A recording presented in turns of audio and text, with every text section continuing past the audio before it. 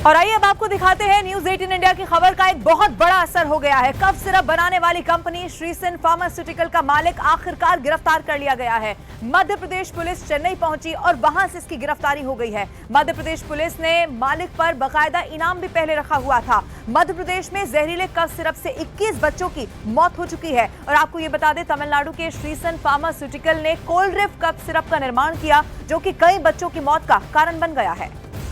और अब आखिरकार इस मालिक की गिरफ्तारी हो गई है। एस रंगनाथन की चेन्नई से गिरफ्तारी हुई। अलग अलग जगहों पर लगातार पुलिस की टीम छापेमारी कर रही थी और न्यूज 18 इंडिया ने प्राथमिकता से इस खबर को दिखाया था और इसी खबर का बहुत बड़ा असर हो गया है। कफ सिरप बनाने वाली कंपनी श्रीसन फार्मास्यूटिकल का मालिक अब पुलिस की गिरफ्त में आ चुका है। ये देखिए तस्वीर भी इस वक्त हम आपको दिखा रहे। रंगनाथन गोविंदन की गिरफ्तारी हो चुकी है। सिरप कंपनी का यही वो मालिक है। अब चूंकि देखिए वो कफ सिरप जो बच्चों को दी गई और उसमें जहर एक तरह से यहां पर मिला हुआ था और उसी की वजह से बच्चों की जान चली गई और इसी खबर को न्यूज 18 इंडिया ने प्राथमिकता के साथ दिखाया। दोषियों पर कार्रवाई की सख्त से सख्त यहां पर मांग की गई। मनोज शर्मा इस वक्त फोनलाइन पर हमारे साथ मौजूद है। मनोज, हमने शुरू से ही इस पूरी खबर को प्राथमिकता से दिखाया, खबर का भी बड़ा असर हुआ है। अब किस तरह से आगे की कार्रवाई पुलिस कर रही है? पुलिस अभी फिलहाल तो जो हमारी बात हुई पुलिस के सूत्रों से, क्योंकि छिंदवाड़ा पुलिस के लिए एक बहुत बड़ी जैसे कहें ये कामयाबी है, क्योंकि जो तलाश थी डॉक्टर प्रवीण सोनी को पहले ही गिरफ्तार कर लिया गया था, एक प्रमुख आरोपी, और दूसरा जो सबसे प्रमुख आरोपी है श्रीसन कंपनी का जो मालिक है रंगनाथन, इसकी तलाश में पुलिस बीते 3 दिन से लगी हुई थी और बताया गया था कि वो अपना मोबाइल बंद किया हुआ था। लेकिन मोबाइल को ही ट्रेस करके जो हमको पता चल रहा है कि साइबर पुलिस की मदद ली गई और मोबाइल की लास्ट लोकेशन के आधार पर रंगनाथन को पकड़ा गया। फिलहाल जो पुलिस के सूत्र कह रहे हैं कि रंगनाथन की गिरफ्तारी के बाद पहले ट्रांजिट रिमांड ली जाएगी और ट्रांजिट रिमांड लेने के बाद रंगनाथन को छिंदवाड़ा लाकर यहाँ पर अदालत में पेश किया जाएगा।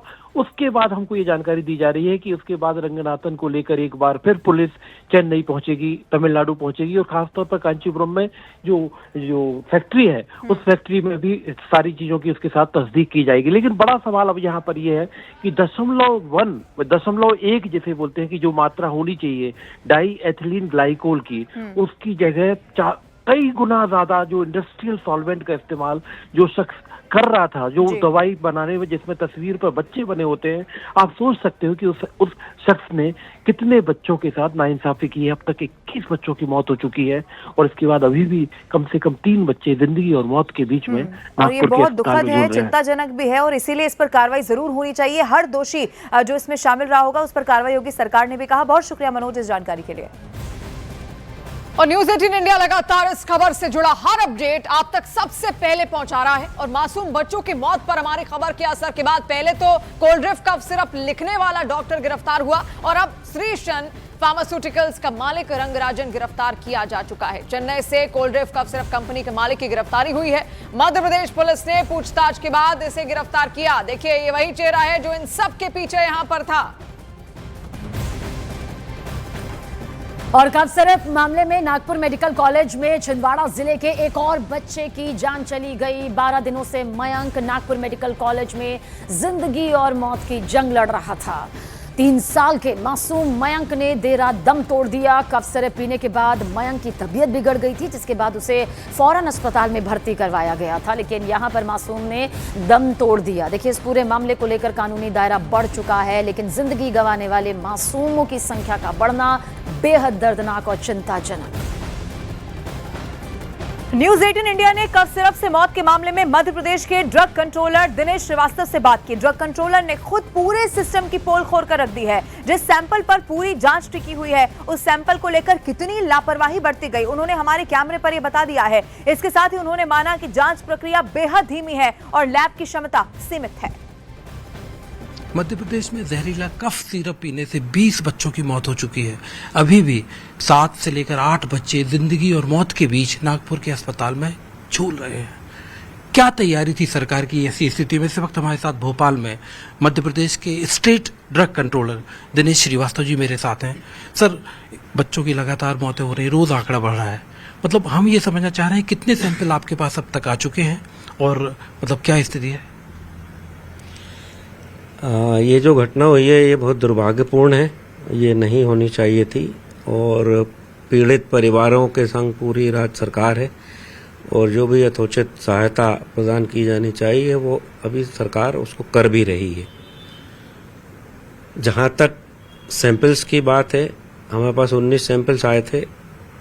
उस क्षेत्र से जितने भी इस कॉम्बिनेशन के सैंपल्स हैं, सेंट्रल ड्रग अथॉरिटी और स्टेट की जो एक संयुक्त टीम द्वारा इसको पूरे सैंपल्स लिए गए थे और इनको प्रायोरिटी पे हम लोगों ने टेस्ट करके 19 में से 3 अमानक पाए थे और तीनों को तत्काल प्रभाव से बैन किया गया था। तो सर इसमें अब जैसे गुजरात की 2 कंपनियां ब्रांड नेम थे जिनको आपने बैन किया, इसके साथ साथ कोल्ड ड्रिफ्ट को किया, इसके बाद आगे और कोई आपको अमानक मिला क्या? अभी अमानक की स्थिति नहीं आई है, हमारे टेस्ट निरंतर चल रहे हैं। अभी तक 3 अमानक हुए हैं और तीनों को बैन किया गया है और इस संबंध में संबंधित राज्य के ड्रग कंट्रोलर को भी पत्र जारी किया गया है और उनके द्वारा भी पूरे एडवाइजरीज बाकी राज्यों को भी जारी की गई हैं। उन्होंने ये भी जानकारियां सभी राज्यों को साझा करी हैं कि उस कंपनी से कहां-कहां पर कितने बॉटल्स की सप्लाई की थी। क्या क्षमता है सर मध्य प्रदेश में आपकी ये टेस्टिंग की, क्या क्षमता है, कितनी लैब हैं? मध्य प्रदेश में आज की स्थिति में 3 लैब्स हैं और हम 6000 सैंपल्स प्रतिवर्ष तक की जांच करने की क्षमता वर्तमान में है। अब अभी कितने आ चुके हैं? अभी लगभग 5500 हमारे पास सैंपल्स हैं जिनको हमको टेस्ट करने हैं। 6000 की आपकी क्षमता है, 5500 आपको टेस्टिंग के लिए आ गए। तो अमूमन ये जो मेरी जानकारी है कि 2 से 3 दिन लगते हैं आपको एक सैंपल की जांच करने में, तो हम लगभग कितना वक्त माने कि आप ये पूरे सैंपल जांच कर पाएंगे अपने 3 लैब के जरिए? देखिए, ये काम जो है वो दिन रात भी चलता है और जो ऐसी अत्यावश्यक परिस्थिति होती हैं तो ऐसे सैंपल्स को हम लोग टॉप प्रायोरिटी पर इनको सबसे पहले हम लोग टेस्ट करते हैं। तो 8 से 10 महीने के अंदर ये पूरे सैंपल्स जांच इनकी हो जाती है, परंतु ये एक नियमित प्रक्रिया है, ये कई वर्षों से ये चल रही है। अब जो हमने समीक्षा करी है तो उसमें ये पाया है कि अभी वर्तमान ये क्षमता कम है और इसको बढ़ाए जाने की आवश्यकता है। इस संबंध में हमारा पूरा प्लान अभी बन रहा है।